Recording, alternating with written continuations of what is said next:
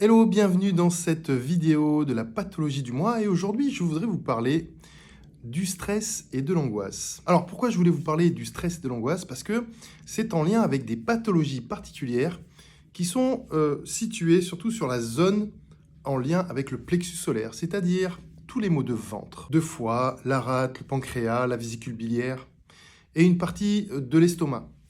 Alors, si vous avez une de ces pathologies, restez avec moi parce que je vais vous expliquer comment le stress et l'angoisse peut impacter et provoquer certains maux du corps. Alors, vous savez que je suis énergéticien et que dans cette rubrique particulière, je mets toujours en relation les maux physiques avec l'énergétique, avec les centres énergétiques, avec les chakras. Et toutes les pathologies qui sont en lien avec le stress et l'angoisse, généralement, elles sont en lien avec le plexus solaire. C'est un centre énergétique qui se situe au niveau du diaphragme, juste au milieu, dans cette zone centrale. D'ailleurs, vous pouvez sentir ce centre énergétique en posant vos mains, juste en bas de la cage thoracique, vous sentez une sorte de petit creux, et c'est la zone du plexus solaire.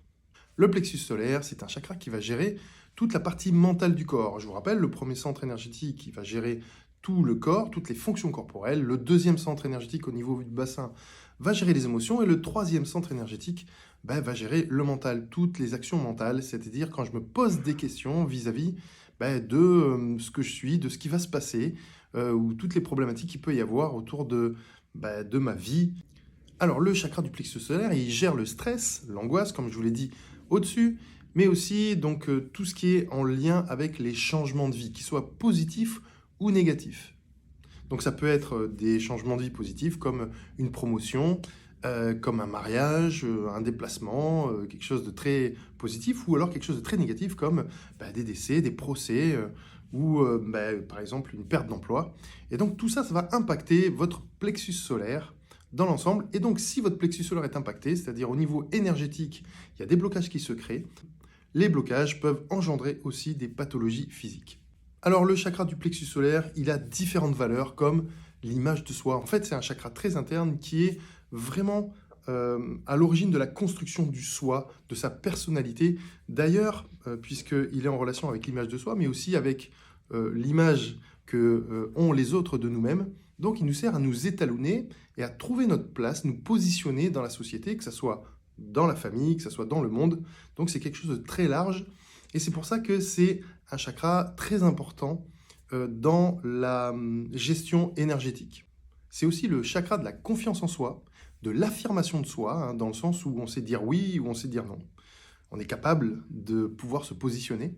Et c'est aussi le chakra de l'enfant intérieur, c'est-à-dire que c'est à l'intérieur de celui-ci que se créent les croyances et les différents blocages en lien avec ces croyances. Il faut savoir aussi que le plexus solaire cache une autre dimension énergétique que l'on appelle la dimension du noyau divin. Et c'est grâce à cette dimension que l'on va construire son soi intérieur, c'est-à-dire qu'on va révéler la divinité qui est en lien avec son soi. C'est-à-dire comment révéler la meilleure partie de soi-même, la partie divine, sans tous les blocages qui se créent, toutes les croyances qui se créent et qui viennent cacher, en fait, en quelque sorte, notre divinité ou notre nature, notre essence intérieure, juste avant d'avoir été pollué par toutes ces croyances et tous ces blocages qui viennent soit des autres, soit de la famille, ou soit de soi-même. Alors comment faire pour travailler ce centre énergétique qui nous aiderait à nous libérer du stress et de l'angoisse? Eh bien tout d'abord, la première méthode, c'est d'aller voir un énergéticien magnétiseur qui est capable de travailler précisément sur ce centre énergétique afin de le nettoyer, de le libérer et ensuite d'aller voir en profondeur ce qui se passe à l'intérieur. Car si le blocage est en lien avec des croyances, il faut donc travailler à libérer, à changer ces croyances. On peut aller encore plus loin et travailler à l'émergence de sa divinité en travaillant par exemple sur la dimension du noyau divin. Et ça, vous pourrez le travailler au travers d'une méditation que j'ai créée, la méditation du noyau divin, que vous trouverez sur ma chaîne YouTube. Donc n'hésitez pas à vous abonner si vous voulez avoir plus de vidéos et mieux comprendre en fait ce qui se passe dans l'équilibre de votre système énergétique. À très bientôt.